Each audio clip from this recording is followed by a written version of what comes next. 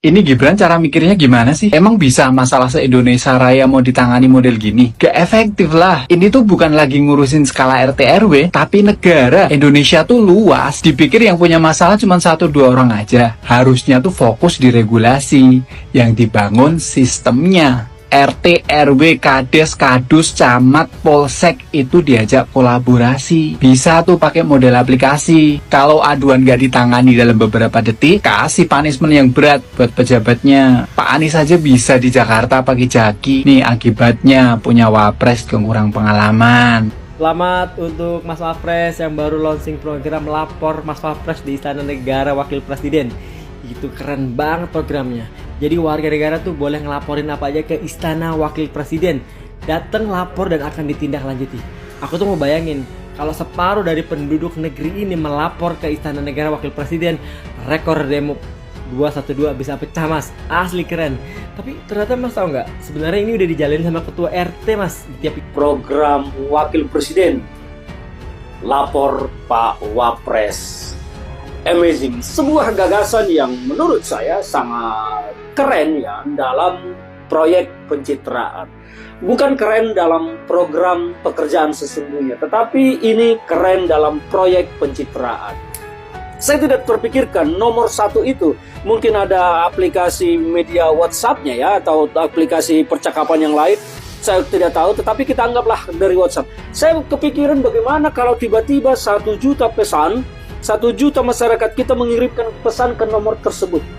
Apakah akan bisa ditampung oleh Wakil Presiden dan semua permasalahan itu akan ditampung, ataukah ini hanya sebatas proyek pencitraan belaka bahwa seolah-olah Wakil Presiden sangat peduli dengan masyarakat, sangat care dengan apa yang terjadi masyarakat dan akan menampung semua keluhan masyarakat dan akan menyelesaikannya.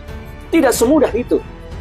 Bagi saya, apa yang dilakukan oleh Pak Wapres ini lebih kental nuansa politiknya. Ini tuh ide yang dihasilkan melalui diskusi panjang dengan tim media Pak Wapres tuh. Lalu ditemukan semacam cara yang udah standar supaya terus ada di depan kamera, mesti ada sesuatu yang sensasional tuh. Jadi kalau situs itu atau proyek itu diucapkan hari ini, itu artinya Wapres itu segera ingin supaya dia terus ada di depan publik, depan kamera. Karena dengan menunggu laporan itu udah ada berita, mengomentari laporan udah ada berita, apalagi menjadikan laporan itu sebagai bahan untuk dibicarakan di sidang kabinet. warganet ramai-ramai adukan akun Fufu Fafa ke lapor Mas Wapres. Tangkap pelakunya mas. Program Lapor Mas Wapres yang diusung oleh Wakil Presiden RI Gibran mendapat berbagai respon dari publik. Beberapa di antaranya bahkan menyinggung soal akun Pupu Papa. Di akun Instagramnya Gibran Rakabuming, beberapa hari lalu dia memposting program Lapor Mas Wapres. Mulai dibuka Senin 11.11 setiap pukul 08 sampai 014 sampai 14 waktu Indonesia Barat. Berdasarkan keterangan dalam poster tersebut, pengaduan dilakukan dengan datang secara langsung ke Istana Wakil Presiden RI di Jalan Kebon Siri nomor 14, Jakarta Pusat, atau disampaikan melalui kontak WhatsApp. Nah, unggahan itu mendapat beragam komentar, salah satunya netizen menanyakan bagaimana cara mengadukan akun Fafa. Misalnya seorang dengan akun @wisnupring menulis, kalau mau laporin akun Fufu Papa, bisakah? Akun lainnya @parid menulis, usut akun Fufu Papa. Sementara akun @almi menulis, lapor mas, itu ada yang ngata-ngatain presiden kita dengan nama Fufu Papa. Tolong segera diusut dan ditangkap pelakunya mas. Komentar itu tentunya bentuk sindiran untuk Gibran karena pemilik akun Pupu Papa selama ini dituduhkan ke dirinya. Kebanyakan postingan akun Pupu Papa dibuat dalam kurun waktu 2014 saat mantan Danjen Kopassus Prabowo Subianto masih jadi lawan politik Jokowi. Pada pemilihan presiden, akun kasus Pupu Papa masih mengunggah komentar negatif terkait dengan Prabowo hingga 2019. Gibran pun banyak diburu jurnalis untuk mengkonfirmasi kepemilikan akun yang dinilai barbar oleh publik. Namun, putra sulung Presiden Jokowi itu menjawab tegas membantah. Namun, putra sulung Presiden Jokowi itu tidak menjawab tegas atau membantah atau mengiyakan perihal akun Fufu Papa. Lambuh takono sing duwe akun, ujar Gibran. Rocky, kantor wakil presiden sejak kemarin itu menyiapkan fasilitas laporan warga langsung ke Gibran. Banyak yang terheran-heran ini, mengapa wakil presiden kok harus membuat fasilitas semacam itu? Bukankah hal yang semacam ini kan sebenarnya sudah ada kok jangankan di tingkat kementerian, di tingkat kabupaten, kota, provinsi juga sudah ada gitu. Bahkan ini juga di lingkungan kepresidenan dan wakil presiden dan Menteri Sesnek juga ada sebenarnya fasilitas semacam ini. kita tahu lah kira-kira maksudnya apa ya kalau Gibran membuat fasilitas-fasilitas semacam ini, fasilitas yang kesannya populis begitu. Mungkin itu ide yang dihasilkan melalui diskusi panjang dengan tim media Pak Wapres itu. Lalu ditemukan semacam cara yang udah standar supaya terus ada di depan kamera, mesti ada sesuatu yang sensasional tuh.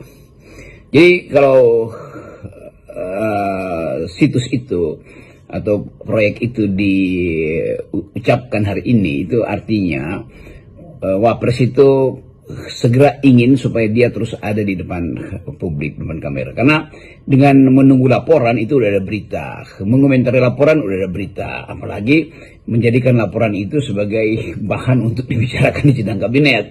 Kan akhirnya konsekuensinya begitu. Jadi sidang kabinet harus ada satu fasilitas, yaitu membahas laporannya masyarakat yang masuk pada istana Wapres. Jadi nanti ada sesi khusus setelah Pak Prabowo memimpin sidang kabinet untuk antisipasi program 100 hari. Lalu sidang kabinet dipindahkan pada Pak Gibran untuk membahas laporan-laporan masyarakat tentang keresahan, tentang kesulitan ekonomi, tentang isu-isu sosial politik. Kan itu dasarnya begitu kan. Jadi bagus juga ide itu supaya betul-betul ada yang kita lihat konkret dikerjakan oleh Wakil Presiden, yaitu Bapak Gibran.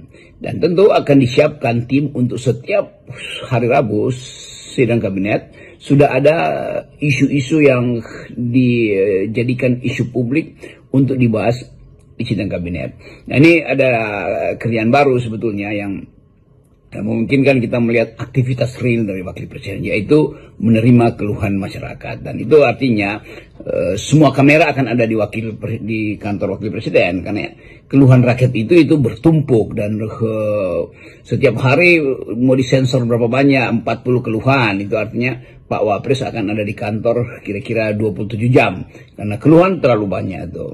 Walaupun kita tahu sebetulnya sudah ada fasilitas di masing-masing kementerian, bahkan di dinas-dinas untuk menerima keluhan publik. Tetapi kalau kita duga dengan cara yang agak mencurigai adalah keinginan Wakil Presiden untuk selalu mampu bukan melayani, tapi terlibat di dalam problem-problem real masyarakat kita. Jadi kita tunggu aja bahwa nanti sidang kabinet berikutnya setiap hari Rabu ada 2 sesi. Sesi untuk membahas program nasional dipimpin oleh Presiden, dan sesi untuk membahas keresahan masyarakat dipimpin oleh Wakil Presiden. Nah, itu saya kira ide yang brilian.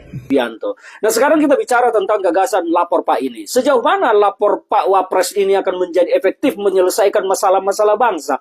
Dan sejauh mana masyarakat kita mudah bertemu dengan Wakil Presiden? Sejauh mana sebetulnya nomor yang disebar di dalam lapor Pak Wapres itu akan menampung seluruh keluhan masyarakat kita? Saya tidak terpikirkan nomor 1 itu. Mungkin ada aplikasi media WhatsApp-nya ya, atau aplikasi percakapan yang lain. Saya tidak tahu, tetapi kita anggaplah dari WhatsApp. Saya kepikiran bagaimana kalau tiba-tiba 1 juta pesan, 1 juta masyarakat kita mengirimkan pesan ke nomor tersebut. Apakah akan bisa ditampung oleh Wakil Presiden dan semua permasalahan itu akan ditampung, ataukah ini hanya sebatas proyek pencitraan belaka bahwa seolah-olah Wakil Presiden sangat peduli dengan masyarakat, sangat care dengan apa yang terjadi masyarakat, dan akan menampung semua keluhan masyarakat dan akan menyelesaikannya? Tidak semudah itu. bagi saya, apa yang dilakukan oleh Pak Wapres ini lebih kental nuansa politiknya.